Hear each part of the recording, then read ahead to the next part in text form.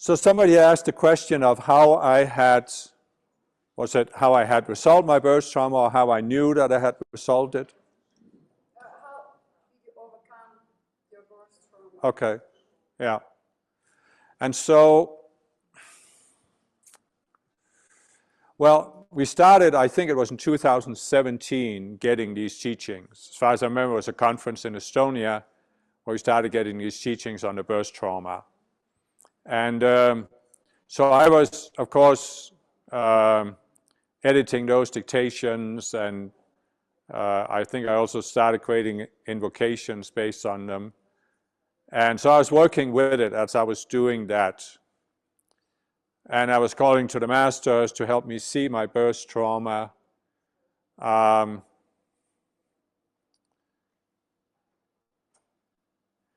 And after I had done that for some time, I had this experience where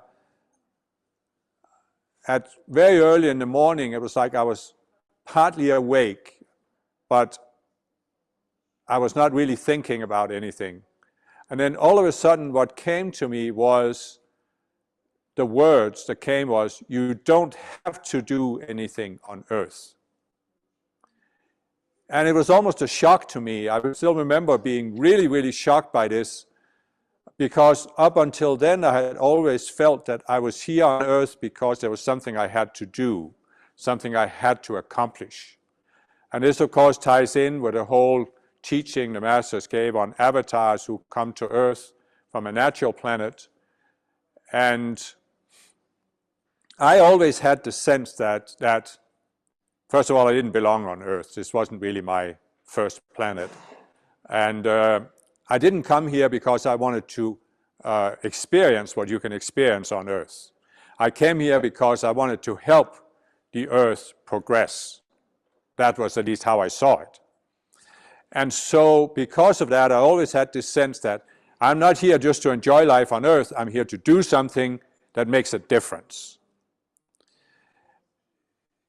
And so when I got this clear message that there's nothing I have to do on earth, it really sort of, yeah, it really shocked me. And I was just lying there half awake and processing this.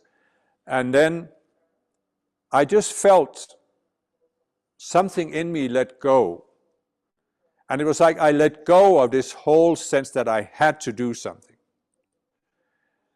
And after that, I was so relaxed that I literally could not have gotten out of bed, because all of my muscles were so soft, I couldn't even get out of bed. So I think I was lying there for some time, and maybe I fell asleep again. And then when I finally got up, I could barely walk. I mean, my muscles were just like so relaxed that I almost couldn't do anything. And this lasted for a couple of days. I was gradually wore off, but I mean, I was like this, like people talk about after they've had these deep tissue massages where their muscles are completely relaxed. And so originally I thought that this was my birth trauma. And I thought that the birth trauma was that I came to earth with this intention of doing something, and then I experienced that I couldn't do it. It was impossible to do on a planet like this, because people weren't responding, they weren't listening, and the fallen beings attacked me and put me down. And so I thought that that was my birth trauma, and that I had resolved that. But since then, I've had other things come up. And it may be that this experience of coming to earth with these good intentions and then realize you couldn't fulfill them, that was my initial birth trauma. But I also have since then had embodiments where I was physically tortured and killed and put down and manipulated into doing things that I thought was really, really stupid or wrong. So I had other traumas than just this. And the way I dealt with them was really just the teachings of the masters, you know, giving the decrees and invocations, and asking the masters for help to see something. And it was always helpful to use the books we have, you know, Healing Your Spiritual Traumas and the others. So as I was getting those dictations, work on these books, I was asking the masters to help me see this, and if there was a particular issue, I would give decrees or invocations on it to transform the energy. And then usually what happens is that after a while, without thinking about it, it suddenly just comes to me, and I see something. Oh, that was another self. And then when I see it, I work on it. Sometimes I can let it go when I see it. Other times I need to work on it more, give some decrees to transform the energy, or ask myself questions about it.